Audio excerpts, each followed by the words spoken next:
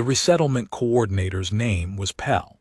She had the particular tiredness of someone who has been managing more crises than a single human nervous system was designed to hold, and she showed it in the way she walked, not slow, but careful, like a woman who has learned that rushing only creates new problems at the far end of whatever hallway you were rushing down. She met me at the temple gates on my first morning, handed me the key to the supply lock, and talked for 11 minutes without stopping. She covered the propane canisters, the gray water drain schedule, the 3 families in Tent Cluster 7 who had dietary restrictions I needed to note before the first service, the refugee processing officer who would need a separate meal brought to the registration table because he had a bad knee and couldn't stand in line, and the fact that the temple's rear chamber was occupied and I should leave it alone. I asked her what she meant by occupied. She said a dragon had come in about 3 weeks ago, during the last hard rain, through the cargo entrance on the north side, which they'd since closed and bolted. The dragon was large, she gestured with both arms, a span that suggested something well beyond large, and it had not left, and it had not eaten, and the regional animal welfare coordinator had been notified and was working on a plan. And in the meantime, could I please just do the soup line and not go into the rear chamber? I said I understood. She handed me a second key for the dry goods closet and walked back toward the registration tent with the same careful step. I had been a soup line cook for 11 years. Before that, I had worked a commercial fishing vessel for 18 years, and before that I had done 3 years on a cargo loader at the Orvith Transit Hub, and before that I was 23 years old and had no particular idea what I was doing. I was 64 now. I had cooked in flooded tents and on warped folding tables, and once in the back of a moving supply truck, because the road conditions made stopping inadvisable. The work suited me. You had a time, you had a population, you had a quantity of food, and you made it come out right. The math was simple and the need was real, and at the end of each service you could look at a row of empty pots and know without ambiguity that the morning had been worth something. The temple was a good space for it.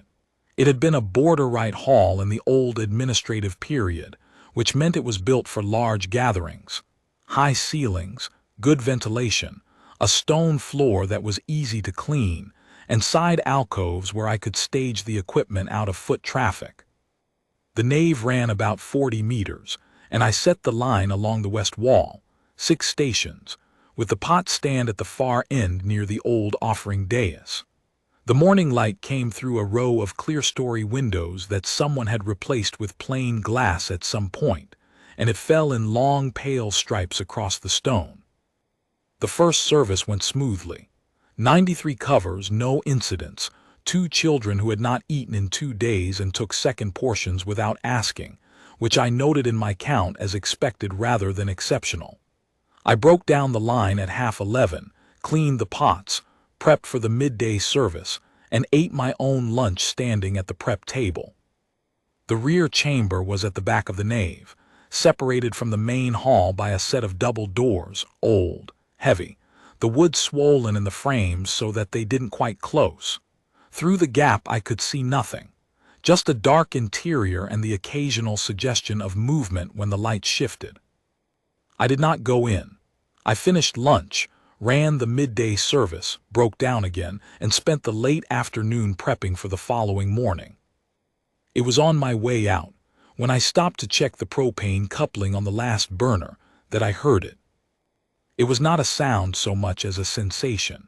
Something very low, below the threshold where you'd call it a tone, felt more in the chest than heard with the ears, like standing near very large machinery that is idling too slowly. It went on for several seconds and then stopped, and when it stopped the silence felt wrong in a way I could not have explained to anyone who asked. I stood there for a moment with my hand on the propane coupling. Then I finished checking the coupling and went home. The pamphlet was under the 3rd trestle table on the left, wedged between a table leg and the stone floor where it had been pushed by someone's boot, or by the general tendency of loose paper to migrate to the lowest available horizontal surface. It was a public information document, the kind that refugee processing centers distribute in batches, and that no one reads. This one was titled *Draconic Species of the Corthon Reach, a practical guide for way station and processing personnel, and it was printed in the small, dense type that suggests either a very long document or a very tight printing budget. Given that the cover was water-stained and one corner had been chewed by a rodent, I guessed, given the neat arc of the damage, it had been under there for some time. I put it in my apron pocket. I read it that evening, sitting at the table in my billet with a cup of tea I'd let go cold. It was 47 pages. I read all of them. Most of it was standard processing information, arrival protocols, dietary notes, physical signs of distress to report to animal welfare coordinators, the proper forms of address if a dragon attempted to communicate with staff. There were notes about territorial behavior, about the signals that indicated aggression versus fear, about the particular risks of cornering any large draconic species in an enclosed space. Near the end, in a section headed Reproductive Behavior and the Resonance Bond, I found what I needed. The Corthon resonance line dragons, distinguished by their pale silver scaling, the elaborate ridge structures along the spine, and the secondary vocal organs located in a paired set of structures beneath the jaw, communicated through a layered combination of subsonic resonance and conventional vocalization. The subsonic component was not decorative. In gravid females, the resonance output served a functional role. It maintained the viability of unhatched eggs by providing a continuous frequency baseline that the developing young required to complete their growth. The pamphlet used the phrase resonance cradle. It said that if a gravid female ceased resonance output for more than 48 hours, egg viability declined sharply. It said that in the wild, clutchmates or a bonded mate would provide secondary resonance to bridge any gap caused by illness or injury. It said that in way station environments, the absence of any secondary source was a significant concern. I set the pamphlet down on the table.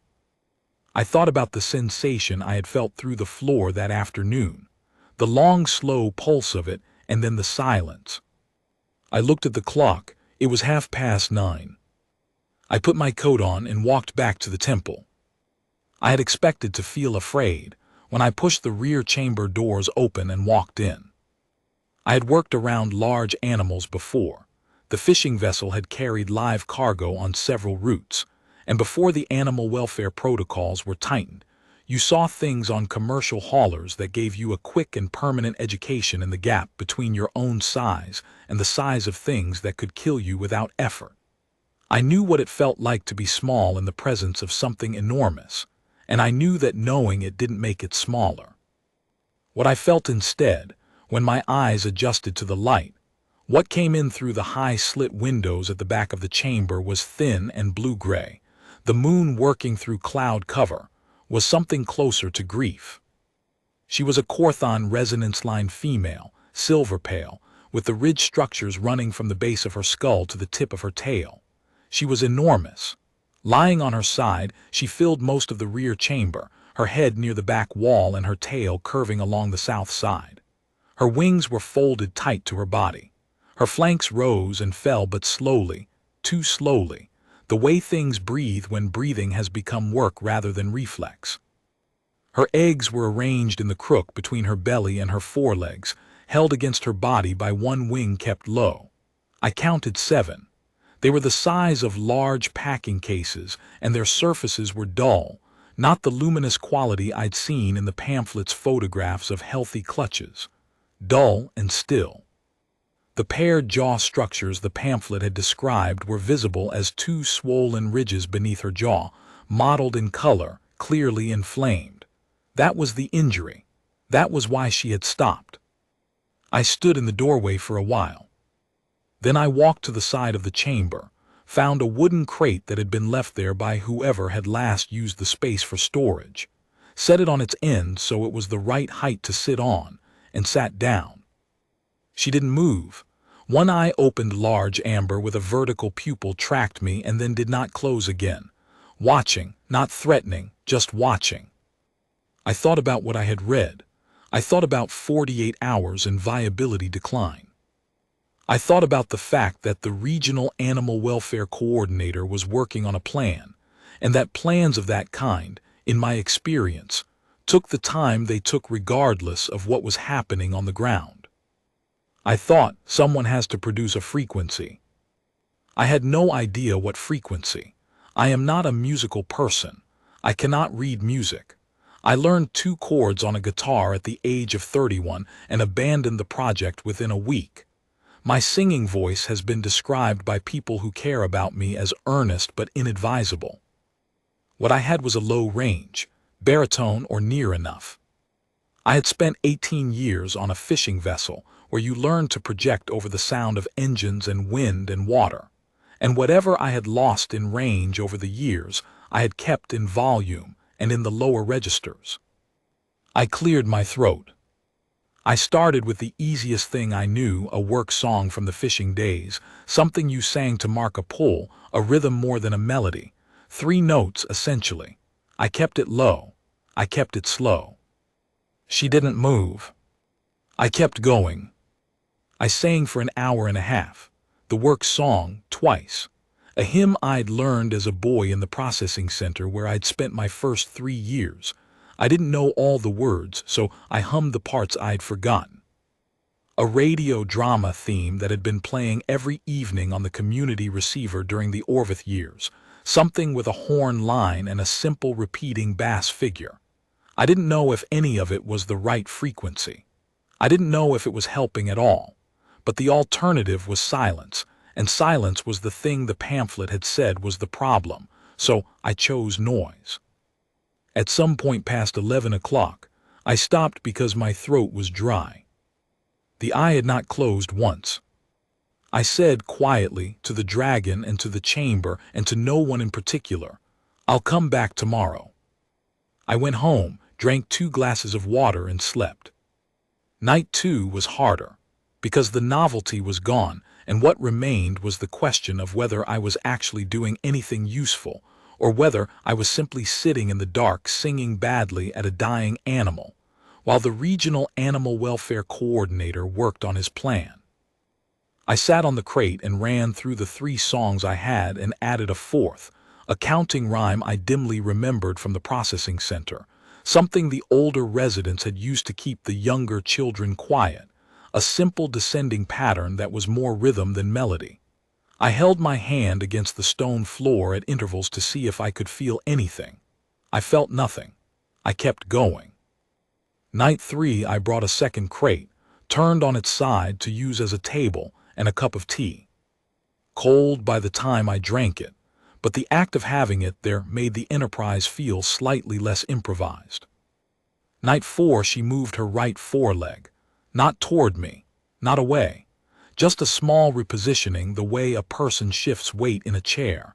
But the leg had not moved in my observation since the first night, and I noted it. Night 5, the moon was fuller and the light through the slit windows was better, and I could see the eggs more clearly, still dull, still quiet. But the color had shifted slightly from the leaden gray of the first night toward something with a warmer undertone. The way cold metal looks different when there is light behind it rather than in front. Night 6, I ran out of songs and had to start over from the beginning. I found this less dispiriting than I expected. The hymn felt different the 3rd time through, familiar in the way that good tools become familiar. You stop thinking about the shape of the handle and you think about the work instead. Night 7, she exhaled once deliberately, and the exhale produced a brief pulse of the subsonic sensation in the floor. Short, rough, but it was not nothing. It was, in some small and uncertain way, an answer to something. I did not know what. I kept singing. Night 8, nothing new. I went home. I was tired in the way that sustained effort produces, not the good tired of a long day done well, but the leveling tired that reminds you that your reserves are not unlimited and that you are 64 years old and your knees know it. I slept 10 hours. I ran the service in the morning with the particular efficient economy of a person who has decided that efficiency today purchases energy for tonight. On the ninth night, at some point around midnight, her tail moved. I thought about it and decided against it for the same reason I had not told anyone about the propane coupling issue that I'd quietly fixed on day 2. Not because I was hiding anything, but because telling her would generate a process, and the process would take time and produce forms, and in the interval between the forms and the outcome the thing that needed doing would not be getting done. I ran the morning service. I ran the midday service. I did the afternoon prep. I ate dinner, rice, and the last of the previous day's lentil stock, reheated, which was fine. At 9:30, I walked back to the temple with a tin cup of water in my coat. She was in the same position. The eye opened when I came through the door. I sat down on the crate and started with the hymn because it was the lowest thing I had. Then the radio drama theme. Then something I half-invented, a kind of slow, repetitive figure in the lower range of what I could produce. Not quite a melody, more of a sustained oscillation, 3 notes looping back on each other. I did not know if it was correct. I kept the volume low and the pace slow, and I tried to feel in the floor and in the crate under me whether anything was answering. On the 8th night, I felt nothing. On the 9th night, at some point around midnight, her tail moved. It was a small movement, a slow curl, a shift of the last meter of her tail from one position to another. She wasn't moving toward me or away from me. She wasn't moving in any directed sense at all.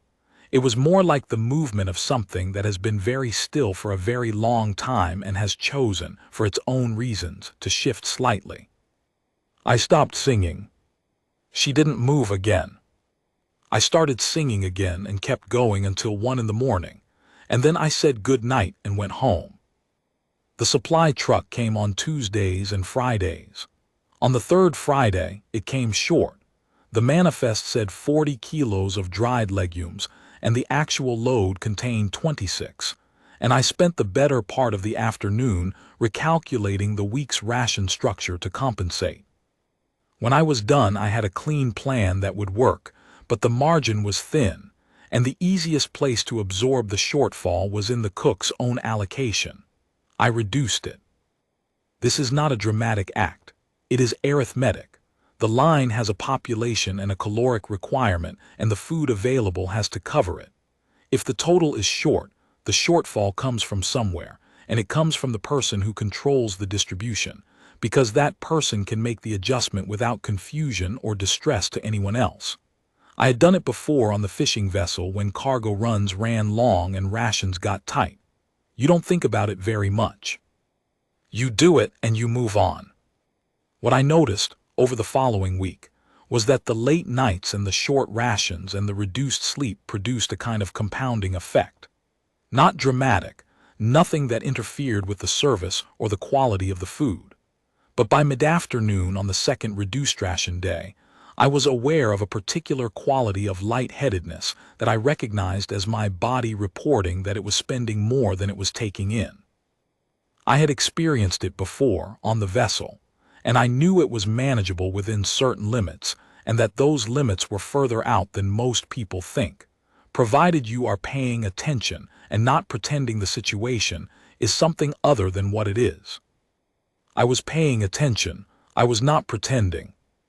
I ate a full portion on the evenings when the manifests balanced, and reduced on the evenings when they didn't, and I drank more water than usual, and I went to the temple every night and I sat on the crate and I sang. I mention the rations only because of what happened on day 14. Not far, 3 inches perhaps, 4.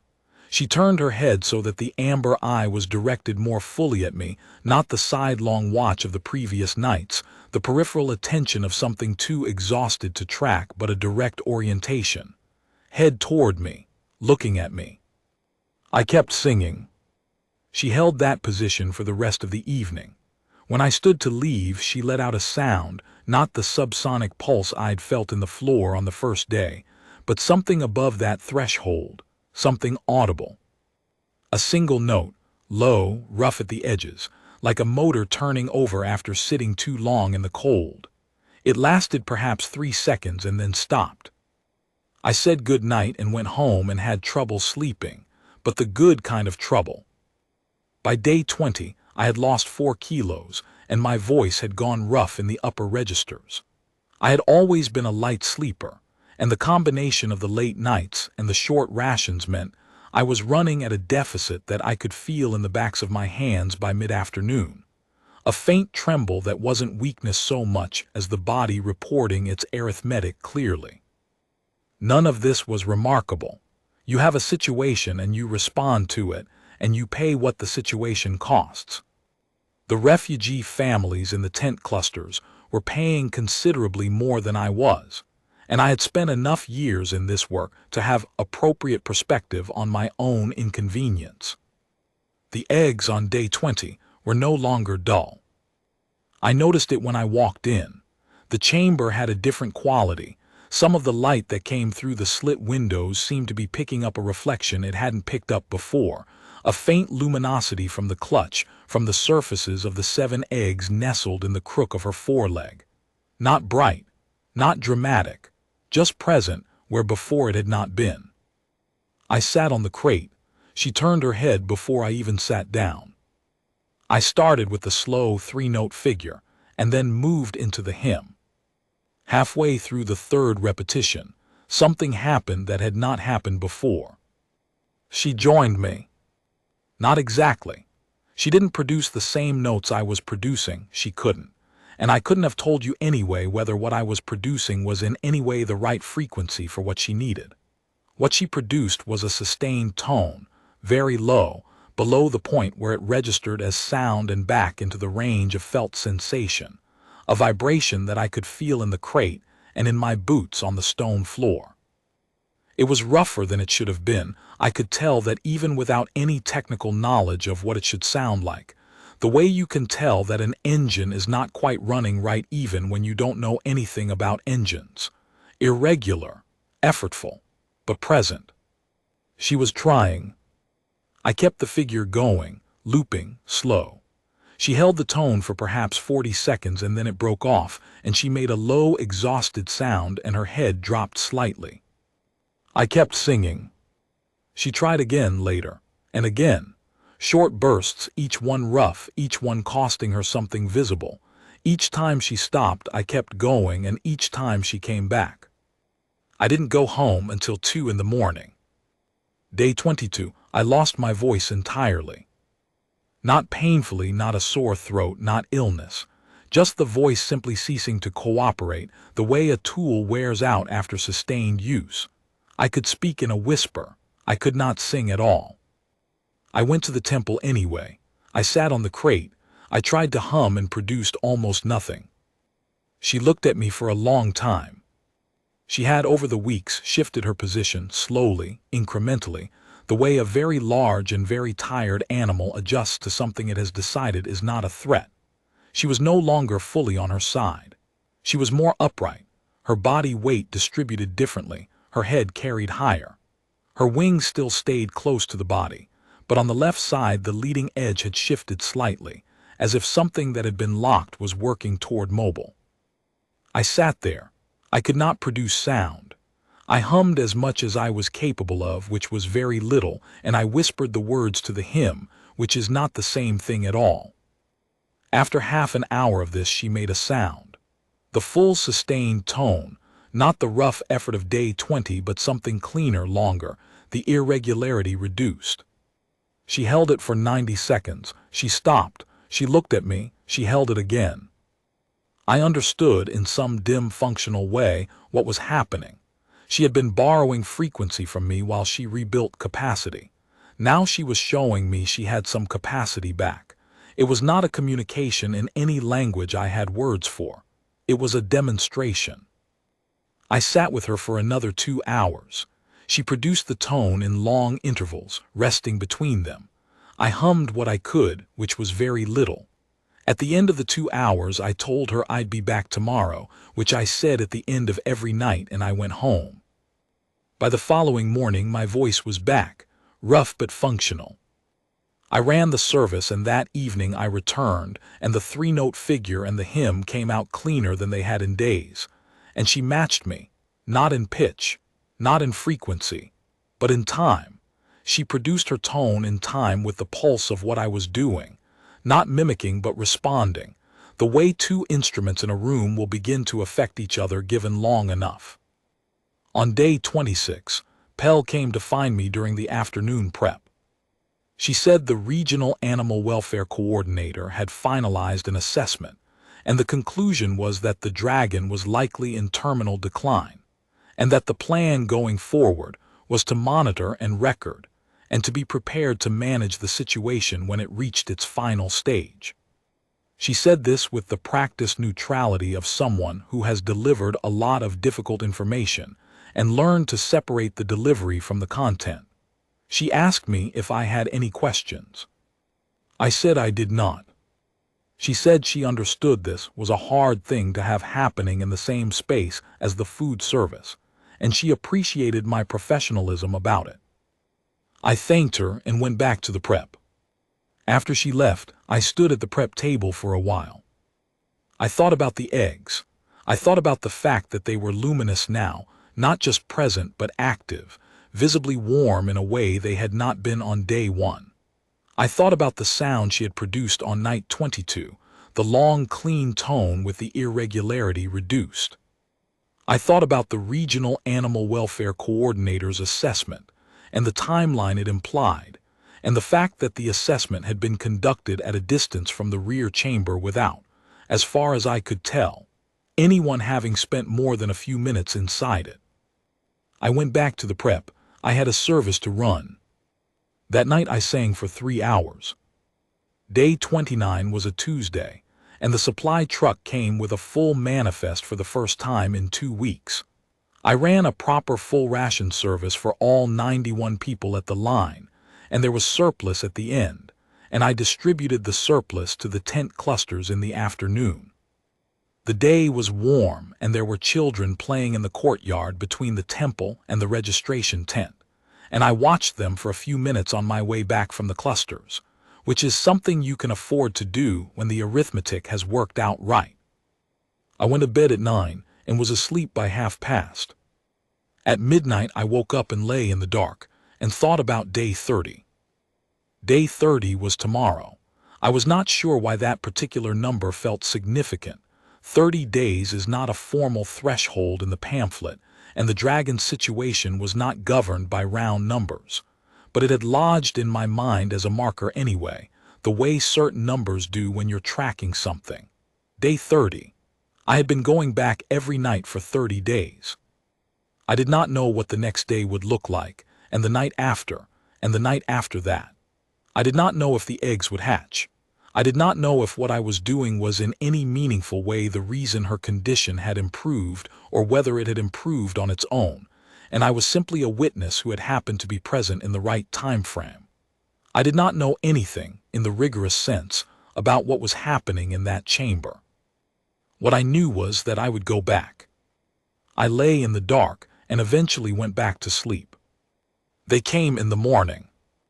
I was at the burners, first service, ladle in hand, when I heard the sound from outside, not an alarm, not a disturbance, just the particular quality of a group of very large things arriving in a contained space, which you hear in your body before you hear it with your ears. The families in the line heard it too. Several children looked toward the main doors. The processing officer at the registration table stood up. I left the ladle across the pot, asked the volunteer beside me to watch the heat, and walked to the temple doors. There were 7 of them in the courtyard. They had come in from the north, and they were already settling, landing in the way large draconic species land, which is less a touchdown than a controlled application of gravity. They were Corthon, all of them, silver pale with the ridge structures, and they were enormous even by the standard I had adjusted to over the past 30 days. The largest one, center of the group, was a male. I could see the difference in the ridge structure, more elaborate, the crest above the jaw wider and more heavily scaled, and he was carrying himself in the particular way that things carry themselves when they are running on the fuel of fear converted into forward motion. He was looking at the temple.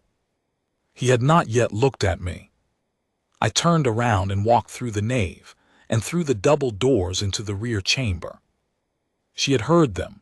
Her head was up, fully up, for the first time in 30 days, held at the height a resonance line female would normally carry it. Her wings were not folded anymore. They were partly extended, trembling slightly at the leading edges, not from weakness but from the effort of holding the position.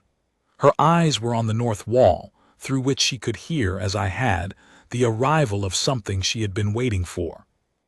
From the paired structures beneath her jaw came a sound I had not heard before, not the low working tone of the nights, not the rough effort of the early weeks, but something else, something directed, a call, rising in pitch and then sustaining, longer than any single output she had managed in front of me, and clear, clean. I stood in the doorway and listened. From outside, through the stone walls, through the courtyard, across whatever distance, an answer came, several answers overlapping.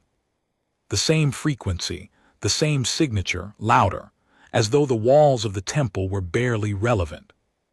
The eggs moved. Not dramatically, not all at once, but the egg nearest to her right foreleg shifted, rotated perhaps 30 degrees, a slow, deliberate turn from inside, and then the next one, and I stood in the doorway with my hand on the door frame and watched 7 eggs begin to move in the slow, decisive way that things move when they have decided it is time. I do not know how long I stood there. Long enough for the great doors at the back of the temple, the cargo entrance that had been closed and bolted since her arrival, to swing open from outside, and for the large male to come through them with 3 of the others, moving carefully, at a pace that did not match his size but matched the space and its requirements. He had the quality of something that is very large and very frightened and has chosen, out of discipline, to behave as though it is neither. He stopped when he saw her. There is a category of stillness that is different from ordinary stillness. He went into it. All 4 of them did, the male and the 3 who had come in with him. The remaining 3 stayed in the courtyard. I could hear them through the open doors, a low overlapping resonance that came through the stone floor. The male crossed the chamber to her and did not touch her, stayed a body length away and lowered his head to her level, and the sound he produced was nothing like the tone he had answered her call with from the courtyard. That had been loud and shaped by distance.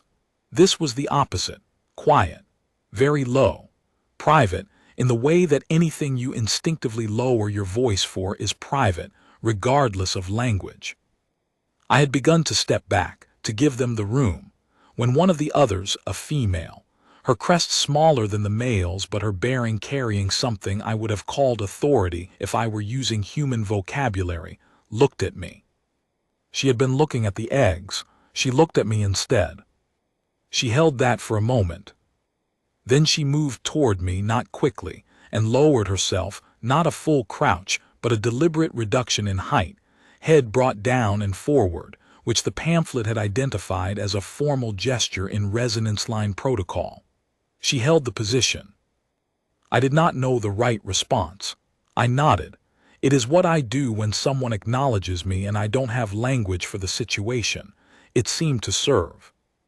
She straightened and made a sound, 2 syllables, low, clearly shaped, and then a sound that was not 2 syllables but longer, with what seemed like internal structure, and then looked at the male.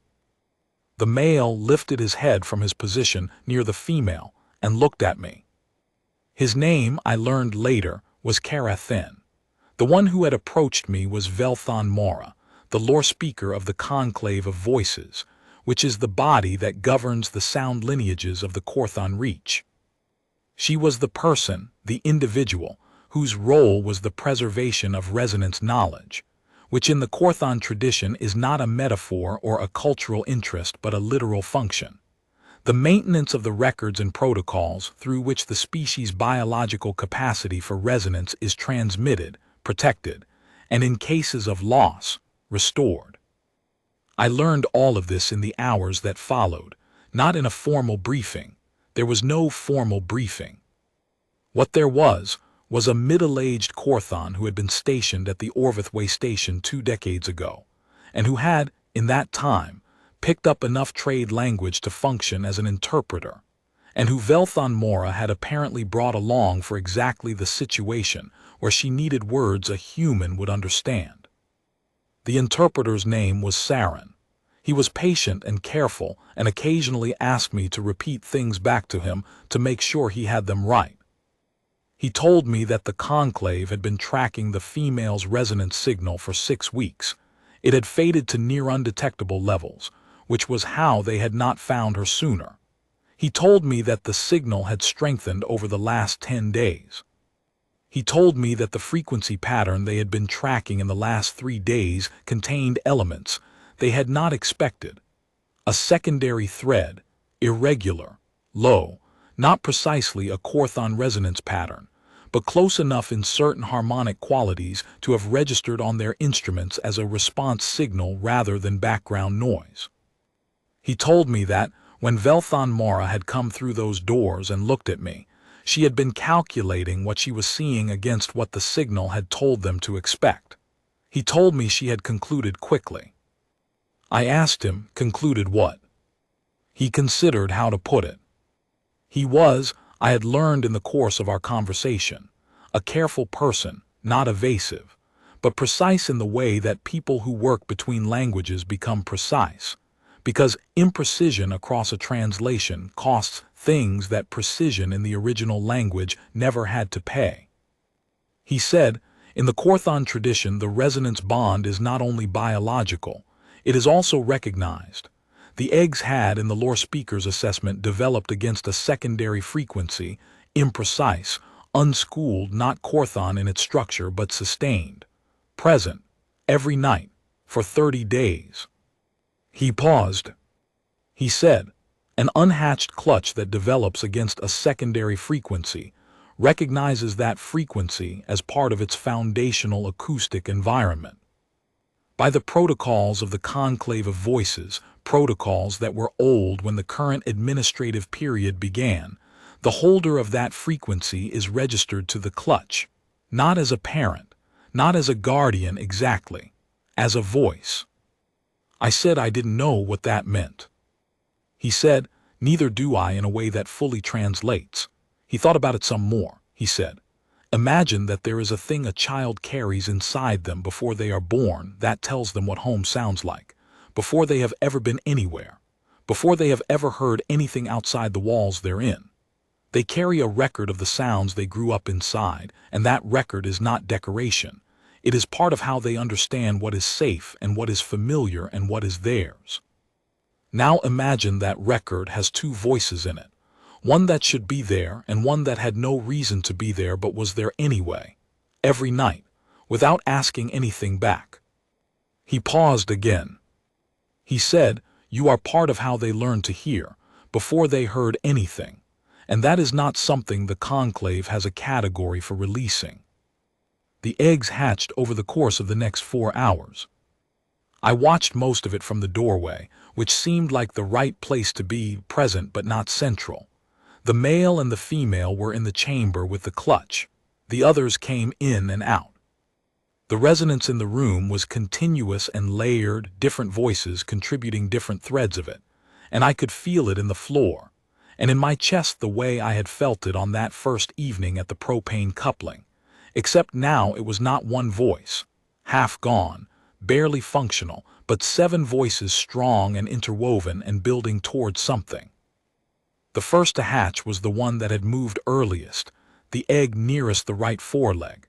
It took longer than I expected, the shell giving way slowly in sections, and what came out was small and silver pale and wet, and it made a sound immediately, before it had even cleared the last of the shell, a thin, reedy output that the other resonance in the room seemed to hold and guide.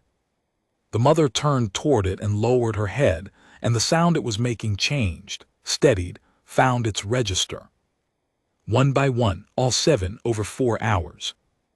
At some point during the third hatching, One of the conclave who had been in the courtyard came to the doorway where I was standing and stood beside me for a while without saying anything. She was watching the chamber. I was watching the chamber. After several minutes she made a sound, not in any register I could have reproduced, not aimed at me, I think, but just present, and then she went back to the courtyard. I thought, there are people, things, who have wanted to be where I am standing for a very long time. I moved aside from the doorway to give her room if she wanted to come back. She didn't come back. I stayed in the doorway and watched. Saren found me in the nave, sitting in a pew. The temple had retained its original furnishings, the long stone benches of the old border rite ceremony, when the last of the 7 had hatched. I had sat down because standing in the doorway for 4 hours had done something to my knees that I was going to be paying for over the next few days, and because at some point, exhaustion asks you to do something about it regardless of what else is happening. He sat down at the end of the same pew, at a respectful distance, and we sat there for a while without talking.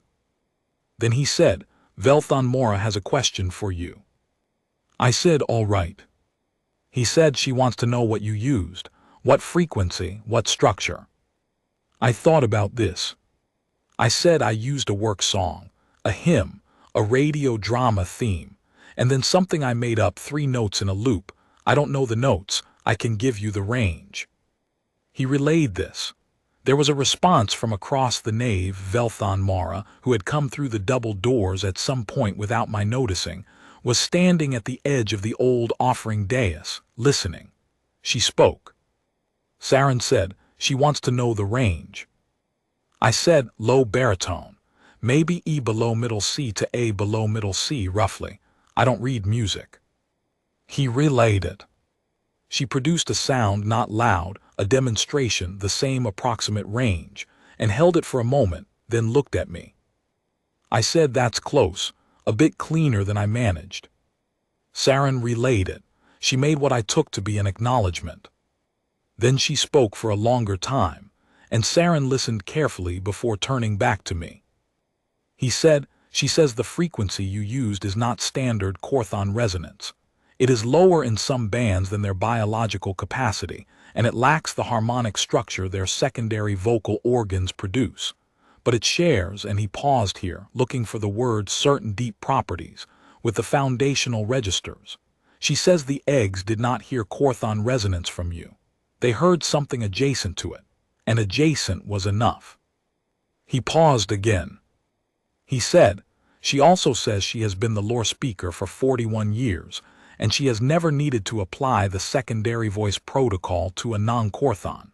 She says she considered whether to do so now. She says she concluded she did not have the discretion to decide that the protocol didn't apply simply because the situation was unusual. The protocol exists because the bond is real. The bond was real. The protocol applies." He paused. He said, "She also wanted me to tell you that the conclave discussed it. All of them, while you were standing in the doorway watching the eggs. There are 7 members and they are not a body that reaches consensus quickly, in general, and in this case they reached it in under 4 minutes. I asked, was there any dissent?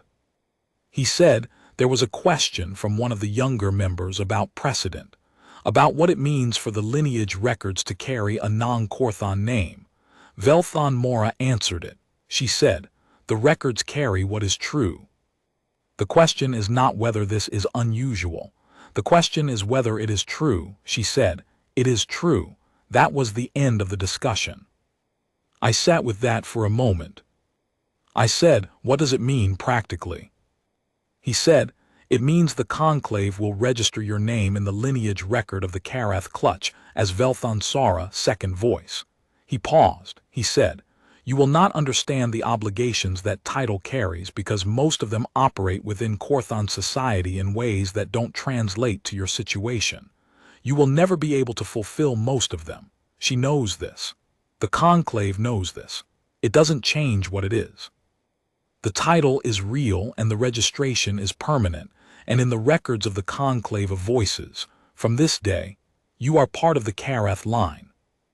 I said I was just keeping something alive. Saren looked at me. He did not relay this. He thought for a moment and then said, not as a translation but as himself, "Yes, that's what she said too. That's the whole reason." They prepared the resonance litter in the courtyard. A kind of stretcher, elaborate, built from some material I didn't recognize, designed to maintain vibration continuity during transport. Moving a female with a new clutch is a complicated operation when the clutch is newly hatched and still establishing its acoustic anchor, and the conclave moved carefully, taking an hour to prepare before they attempted the transfer. I went back to the nave. I had a midday service to prepare. Pell found me at the burners. She had the expression of someone who had looked out from the registration tent that morning, seen 7 large Korthon dragons in the courtyard, and managed to continue functioning, which I respected. She said, "Do you know what's happening?" I said they came for her, the dragon in the back. She had a clutch. They hatched this morning. Pell stood there for a moment. She said, "The welfare coordinator is going to have some questions about the timeline." I said, "Probably." She said, "Were you involved?" I said I sat with her in the evenings. I sang a little. I don't know if it helped. Pell looked at me for a long time. She was trying to determine, I think, whether this constituted something she needed to file a report about. She was also, I thought, trying to determine how she felt about the fact that for 4 weeks she had been managing a dying dragon situation that had quietly resolved itself in the evenings after service.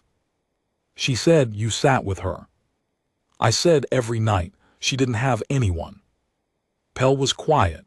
Then she said, not unkindly, "Ephraim, you could have told me." I said, "You had enough to manage." She looked at me for another moment. Then she turned around and walked back toward the registration tent, and I went back to the burners. They came to get me before the transfer. One of the conclave, not Velthon Mara, not the male, one of the others came to the temple doors and waited, and when I followed her into the courtyard, the female was on the resonance litter, and the 7 hatchlings were arranged against her in a careful row, and the male was beside the litter on the left, and Velthon Mora was standing at the head of it. The courtyard was quiet. The refugee families who had been nearby had moved back, not from fear, but from the particular courtesy of people who recognize that they are at the edge of something that is not theirs. Velthon Mora looked at me. She spoke. Saren, standing behind me, said softly, "She is saying the title. For the record, for the conclave, you don't need to do anything, just stand here."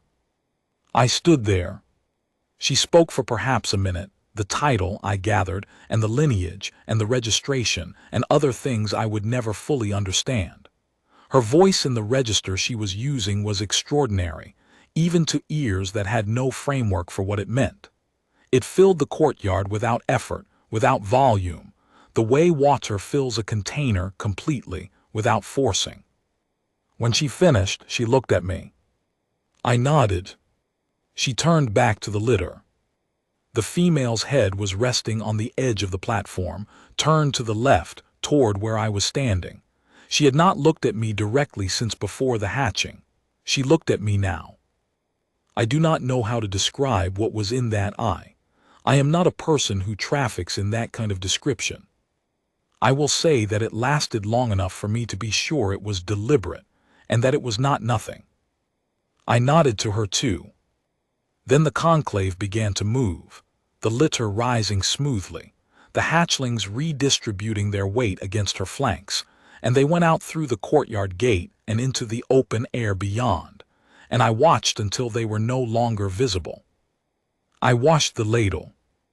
This is not a metaphor.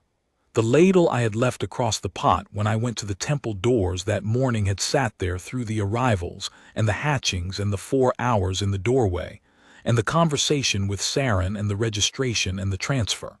And when I came back inside it was still there, still resting across the rim of the pot, cold and needing to be washed. I washed it. I dried it. I hung it on the hook on the side of the pot stand. I restacked the supply crates along the north wall in the order I preferred. the heavier ones at the bottom, the dry goods accessible without moving anything else. I swept the floor of the nave, which had picked up a certain amount of dried mud from the morning's traffic and from the conclave's transit through to the rear chamber. I swept the rear chamber too. It was warm in there still. The stone held it, or perhaps the resonance left something behind that the stone was still releasing. I do not know enough about the physics to say. The shape of her on the floor was still visible, the outline of where she had lain, the stone smoother there than in the rest of the chamber where foot traffic had worn it evenly for a century. Where she had been, it was smooth in a different way. Where the eggs had rested, the stone had a faint warmth that I felt when I set my hand down to test it.